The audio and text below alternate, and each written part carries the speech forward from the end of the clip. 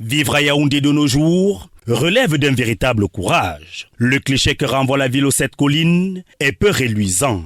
Piteux, hideux, insalubrité, obscurité, incivisme et agression, la capitale politique du Cameroun, selon toute vraisemblance, est comparable aujourd'hui à une bourgade.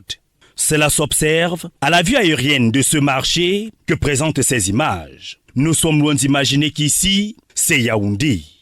De vieux kiosques installés çà et là servent de boutiques. Des vieux véhicules abandonnés écument les routes. Les chaussées et trottoirs sont complètement transformés en marché. Ici, chacun fait ce qu'il veut, comme il veut, au vu et au su de tous, sans être inquiété. C'est dire que le commerçant est roi. Les rigoles sont complètement bouchées du fait de l'incivisme des populations avec effet immédiat sur la chaussée. Les constructions anarchiques ne sont pas en reste, avec des cailloux qui jouent le contrepoids pour éviter que le vent n'emporte les toitures. Les immondices dictent leurs lois sur l'espace public. Entre moustiques et odeurs nauséabondes, les citoyens sont exposés à toute forme d'infection. Que dire des axes routiers du siège des institutions du Cameroun?